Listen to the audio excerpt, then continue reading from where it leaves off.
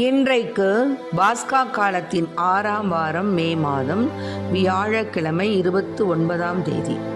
இன்று தேவன் நமக்கு தரும் ஜீவ நீர் ஊற்றான இறை வார்த்தைகள் புனித யோவான் எழுதிய நற்செய்தி இயல் 16 இறை வார்த்தைகள் 16 20 முடிய. அக்காலத்தில் இயேசு தம் சீடரிடம், இன்னும் சிறிது காலத்தில் நீங்கள் என்னை காண மாட்டீர்கள், மீண்டும் சிறிது காலத்தில் என்னை காண்பீர்கள் என்றார்.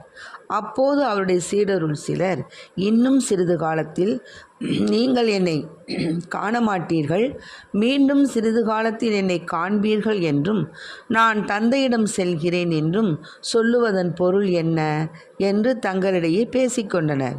இந்த சிறிது காலம் என்பது என்ன? அவர் பேசுவது நமக்கு புரியவில்லையே என்றும் பேசிக்கொண்டனர். அவர்கள் தம்மிடம் கேள்வி கேட்க விரும்புவதை அறிந்த இயேசு அவர்களிடம் கூறியது, இன்னும் சிறிது காலத்தில் நீங்கள் என்னை காண மாட்டீர்கள், மீண்டும் சிறிது காலத்தில் என்னை காண்பீர்கள் என்று நான் சொன்னதை பற்றி உங்களிடையே சிந்தித்து கொண்டிருக்கிறீர்கள். உறுதியாக உங்களுக்கு சொல்கிறேன், நீங்கள் அழுவீர்கள், புலம்புவீர்கள், அப்போது உலகம் மகிழும்.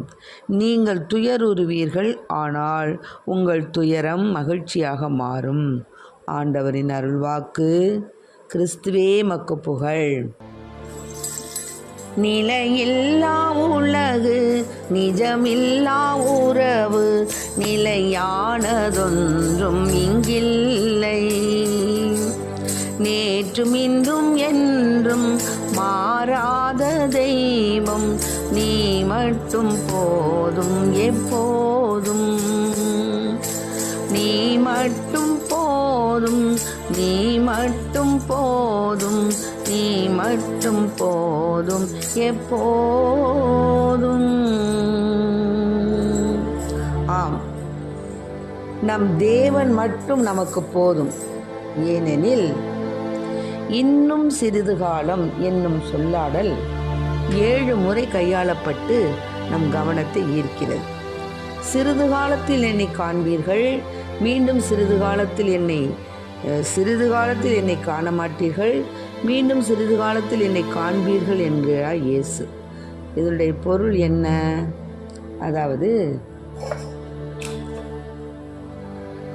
சிறிது காலம் என்கிற சொல்லை பலமுறை கொண்டுள்ளது. அக்காலம் துன்பமாகவும் இருக்கும், அது மகிழ்ச்சியாகவும் இருக்கும் என்றும் வாசகம் குறிப்பிடுகிறது. எத்தகைய ஒரு காலத்தை இயேசு குறிப்பிட்டு சொல்கிறார்? இயேசுவின் பாடுகள், மரணம் போன்ற நிகழ்வுகள் துயரத்தின் காலம், அவருடைய உயிர்ப்பு மகிழ்வின் காலம். ஆக தொடக்க திரு அவையில் ஏற்பட்டவிருந்த வேத கலாபனைகள் துயரத்தின் காலம். அதன் பிறகு திரு அவை உறுதியுடன் விளங்கியது மகிழ்வின் காலம்.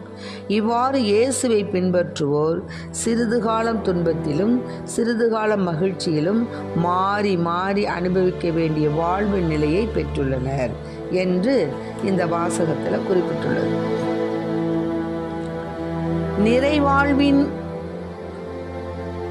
மகிழ்வோ எந்நாளும் நிலைக்கும். ஆக இயேசுவின் கருத்துக்கள் இதை தான் முன்னறிவிக்கின்றன. அதாவது விண்வாழ்வின் நிரந்தர நிலையான மகிழ்வின் முன் இவ்வுலகின் துயரங்கள் சிறிது காலமே. எனவே நம்பிக்கையுடன் நாமும் ஆண்டவருக்குள் இருந்து ஆண்டவரில் மகிழ்ந்து ஆண்டவருக்காக வாழ்ந்து நாம் இறைவனில் மகிழ்வோம். துன்பங்கள் சிறிது காலம். ஆகவே நாம் நம்பிக்கையுடன் வாழ்ந்து நிலையான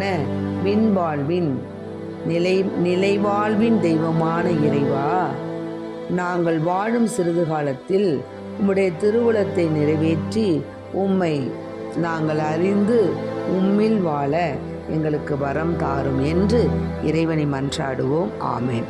பிரைஸ் தி லார்ட். மரியே வாழ்க.